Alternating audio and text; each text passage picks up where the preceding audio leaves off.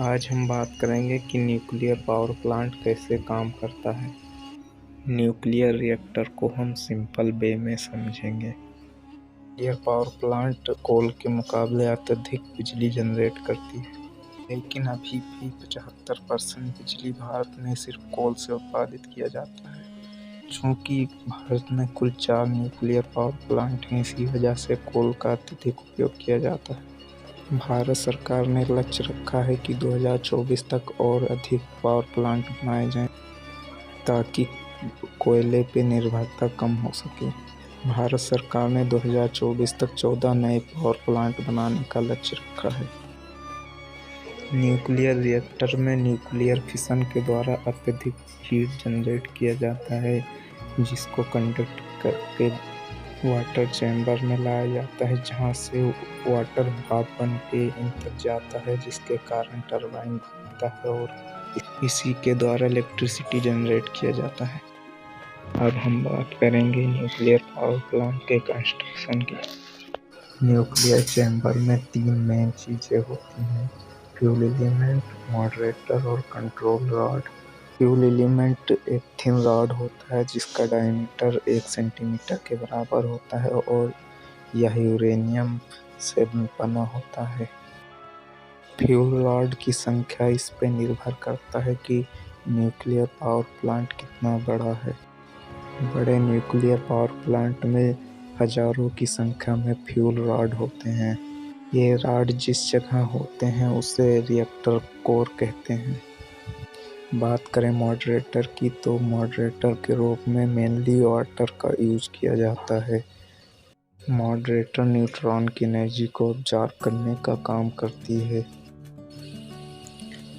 क्योंकि एक न्यूट्रॉन की एनर्जी 0.04 वोल्ट होनी चाहिए ताकि वो न्यूक्लियस को तोड़ सके। लेकिन अब समस्या यहाँ है कि न्यूक्लियस टूटने के बाद जो न्यूट्रॉन निकलते हैं उनकी एनर्जी लगभग 1 मेगा इलेक्ट्रॉन वोल्ट के बराबर होती है, जो कि काफ़ी अधिक है।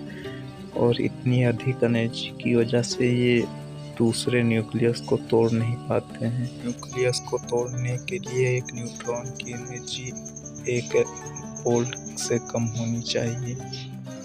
जब न्यूट्रॉन की एनर्जी 0.05 वोल्ट के बराबर होती है तो ये न्यूक्लियस को तोड़ देता है, जिसके कारण और अधिक मात्रा में न्यूट्रॉन उत्पन्न होते हैं। इस प्रकार चेन रिएक्शन चलता रहता है।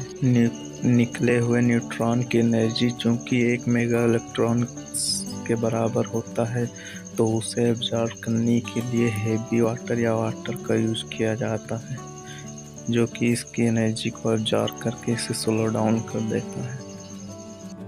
अब हम बात करेंगे तीसरे और महत्वपूर्ण पार्ट की, जिसे हम कंट्रोल रॉड कहते हैं। यह आपने देखा कि एक न्यूट्रॉन से 2 न्यूट्रॉन और फिर 2 से 4, 4 से 8 और 8 से 16 ऐसे ही अत्यधिक मात्रा में न्यूट्रॉन उत्पन्न होते हैं। इन निकले हुए न्यूट्रॉन की वजह से रिएक्शन काफ़ी तेज हो जाती है और अत्यधिक मात्रा में एनर्जी उत्पन्न होती है और रिएक्शन आउट ऑफ कंट्रोल होने की संभावना बढ़ जाती है। इसी कारण से कंट्रोल रॉड का उपयोग किया जाता है। कंट्रोल रॉड मेनली बोरॉन और कैडमियम से बने होते हैं और ये न्यूट्रॉन को एब्जॉर्ब कर लेते हैं, जिसके कारण रिएक्शन आउट ऑफ कंट्रोल नहीं होता है। कंट्रोल रॉड को फ्यूल रॉड के बीच में लगाया जाता है ताकि रिएक्शन मेंटेन रहे। अब हम बात करेंगे न्यूक्लियर पावर प्लांट की वर्किंग की। रिएक्टर कोर जहाँ पे रिएक्शन होता है वो एक थिक कंक्रीट वॉल से घिरा होता है। इसके अलावा पंप और हीट एक्सचेंजर का उपयोग किया जाता है। यहाँ पे रिएक्टर कोर से हीट को पंप की सहायता से हीट एक्सचेंजर तक लाया जाता है, जहाँ पे वाटर स्टीम बनकर टरबाइन तक जाता है और टरबाइन घूमता है, जिसके कारण इलेक्ट्रिसिटी जनरेट होता है। तो ये तो बात थी कि न्यूक्लियर पावर प्लांट काम कैसे करता है।